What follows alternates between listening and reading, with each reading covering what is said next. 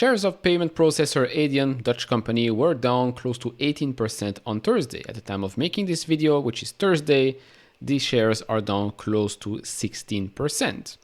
Adyen is worth close to $40 billion. And yes, if you look at forward PE, EV to EBITDA, price to sales, you might think even price to free cash flow that's in the last 12 months, you might say that it is a bit expensive. Forward PE, 42.2 times, EV to EBITDA 29.6 times, price to sales 18.4 times. Of course, compared to its 5-year mean, much cheaper. Now remember last August, they reported they report first half, second half results. Now this was just a Q1 business update. Now, last year in August, there was a huge drop of around 55% or so. And so you got this company for the first time at a quite attractive or much cheaper valuation.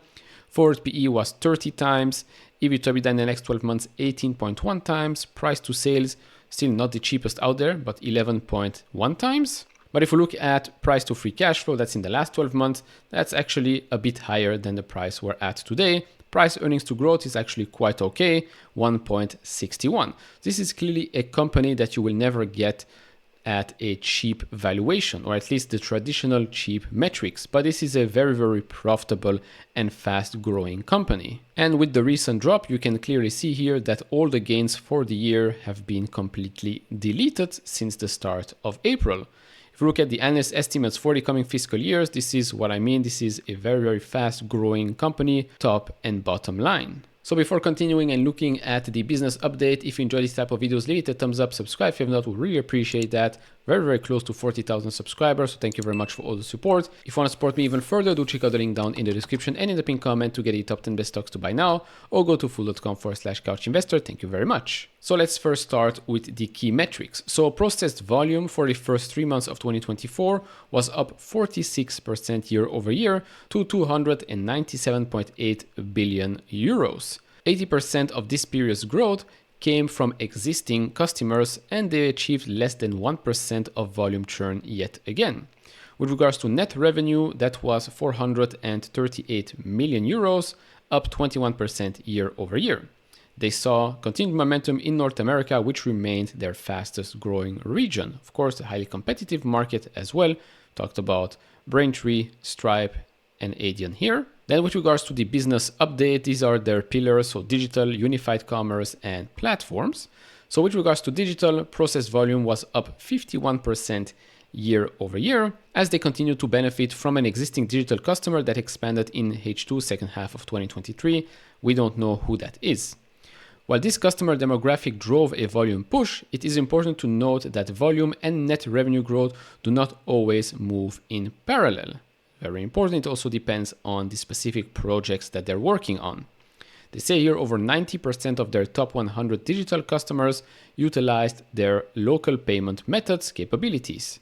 As for unified commerce process volume was up 30% year over year, and the pillar's trend remained broadly in line with those seen in the second half of 2023. Point of sale volume continued to grow at a faster rate than e-commerce volumes, as consumer expectations increasingly turned towards hybrid physical and digital experiences. With regards to platform, process volume was up 55% year over year. Now, excluding eBay, their platform revenue grew by 116% year over year. With regards to platform business customers they served, that rose 96,000, that's up 58,000 year over year. The growing appetite for platforms from both enterprises and small medium businesses was further seen in domain transacting terminals, which now stands at 139,000, up 73,000 year over year. They were also pleased to have 19 platforms processing over €1 billion in volume over the past 12 months, demonstrating the value of their single platform.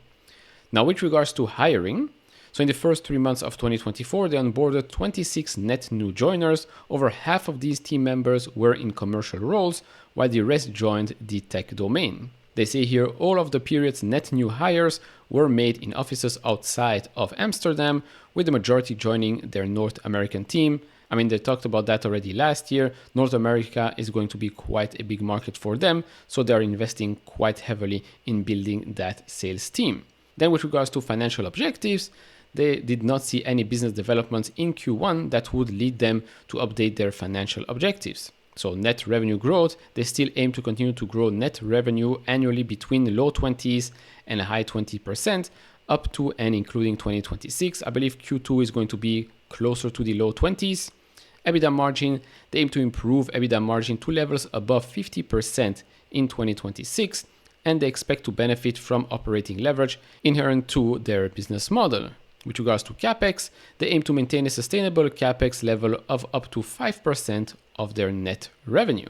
And so if we look at the graph right now, as you can see here, this was back in August last year. Stock dropped like a rock, over 50%, because they were investing quite a lot in the business.